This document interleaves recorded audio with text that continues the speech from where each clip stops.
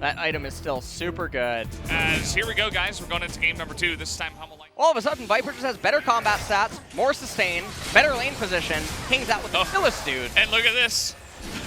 He might actually just get the kill as well. There you go. It looks like a flash net to finish him off at the end of that all. So, oh man, this is even better. And I think you can just sit back.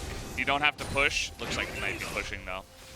I guess maybe if he wants to play really risky, he'll try to buy parts of a... Okay, well that's gonna fly it through the middle, but the Thresh is still dead as he does not have flash, and the Bard stun was good. But they see Graves, bottom lane, they see immediately.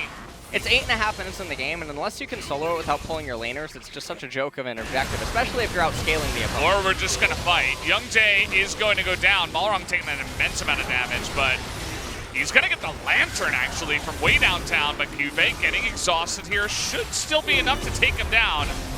As Juicin locks up Lehens. Gonna get him there with the ultimate as Lehens now is in a terrible spot, and that is going to be a big swing in gold over to the side of KT. Some kind of dive. And yeah, this is gonna be really difficult for him as he's just being called down underneath the turret. The stun though isn't enough. No, it's not. Oh, pillar? Yeah, I think he should get him here. Yeah. Oh, that's a big shutdown. Yeah, locks it down, and he doesn't have to push this. Oh, he's gonna leave it pushing. And that's really the point. But here we go, we have this Mountain Drake fight starting up as Mira is going to face check, and he's dead. So there you go, as they're gonna lock him down. We see the flank coming in from Kennen. He was spotted, I believe. Maybe not, though. He might have been able to skirt around there. Well, he's gonna be spotted now anyway, so this should be the Mountain Soul going the way of KT, as Cuvée, he's gonna be stuck now. The rest of Hanwha Light is running north. I don't think they can run at a Baron or anything, so they're kind of just lost at sea, for what it's worth right now. They're just going to take this free kill onto Cuvée, and then take down the Mountain Soul. That's just the cap. That's the cherry on top right there. That's just so good. I love it. That's going to be a little bit of an arrow as Viper. What was that ultimate? He's just going to get denied from the backside here. Yukal is angry and looking for some dinner. He's going to pick up 3 kills now, and they might just push in. The Trundle went on a little journey up into the enemy jungle, and they'll at least pick up the inhibitor from here. Inhibitor is falling. Azir is... Well, I mean, not really. Yeah, they're just getting zapped down. And that should be this game 2 going the way of KT, and we will be going into a game 3 after all of this, as KT are able to eventually take the win. See some happy faces on their sides as they finally... Oh, no. Oh, no. Welcome back everybody, and that was KT Roaster versus Hanwha Life Esports game number 2. And KT Roaster managed to get the game they wanted. They had no tank comp, a very aggressive draft. KT went for Ashe and Bard.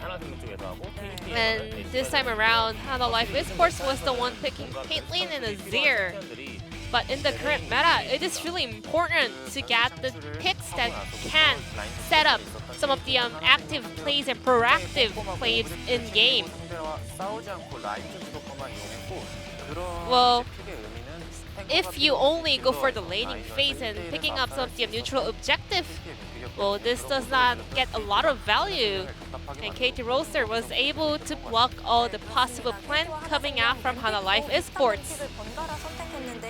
So basically, KT and Hanwha Life were trading a very similar comp in game number 1 and 2, but KT Roaster managed to execute it in a better form.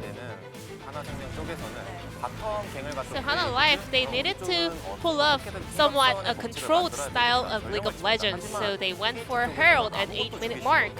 But KT Roaster wanted to contest for every objective, so 3 of the players rotated for Herald. Herald was down to about half HP, but they were looking for fights. Life Esports, they went for engage instantly. They saw Graves and Lucian because none of the champions can take a lot of damage. But at the same time, Graves has a very high resistance in the early phase of the game, so they weren't able to melt him down instantly. Azir used most of his skills to save his teammates. And there was a difference between the teamfight ability of Bard and Thresh. And Lucian, with that double kill in that fight, was able to exert a lot of pressure up against Kennen as a counter pick. Smet really did a great job during the laning phase.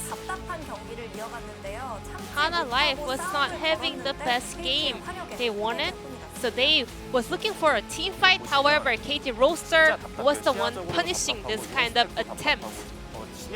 There was no vision, there was no Dragon Stack for Hana Life Esports. There was no way for them to kind of spread throughout the map.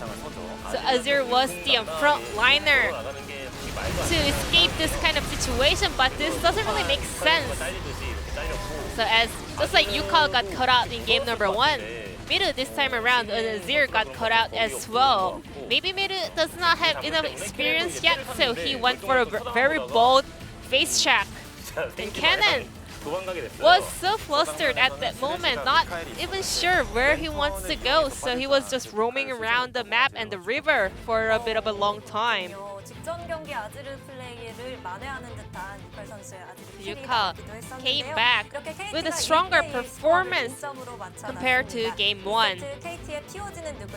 Now it's time to check out the player of the game on the side of KT Roaster.